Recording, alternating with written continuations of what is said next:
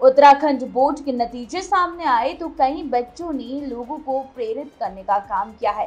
कई ऐसे बच्चों ने मुकाम हासिल किया है जिनके माता पिता उनको पढ़ाने में सक्षम नहीं है, लेकिन उन्होंने मेरिट लिस्ट में अपना नाम शामिल किया है।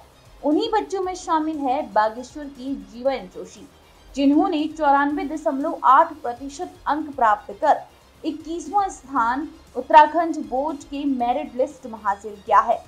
जीवन को पूरे जिले से बधाइयां मिल रही हैं। वहीं उनसे जुड़ा एक वाकया भी सामने आया है। दरअसल परीक्षाओं के दौरान जीवन के पिता का निधन भी हो गया था। उन्होंने पुत्र फर्ज निभाने के बाद यानी कि पिता का अंतिम संस्कार किया और फिर वो परीक्षा देने के लिए बैठ गए। कपकोट तहसील के पोथिंग गांव निवासी जीवन जोशी स्वतंत्रता सेनानी मथुरा दत्त इंटर कॉलेज पोथिंग का छात्र है।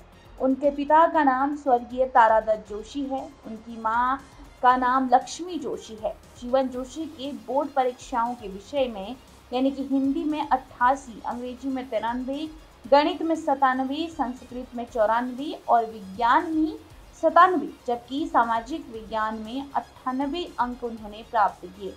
इन अंकों के साथ वो जिले के टॉपर बन गए हैं। उनके साहस की हर तरफ तारीफें हो रही हैं। उन्होंने कठिन परिस्थितियों में भी परिश्रम नहीं छोड़ा। जीवन जोशी की एक बड़ी बहन है। वहीं जीवन एनडीए में जाना चाहते हैं।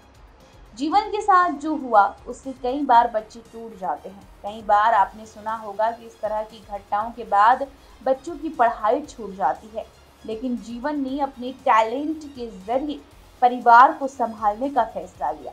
जीवन भले ही बागेश्वर जिले के टॉपर बने हों, लेकिन उन्होंने पूरे उत्तराखंड के युवाओं को प्रेरित किया है। जीवन ने अपनी मानसिक ताकत के बारे में बता दिया। पूरा बागेश्वर जिला चाहता है कि जीवन ऐसे ही आगे बढ़े और भारतीय सेना में अधिकारी बन देश का नाम रोशन करे।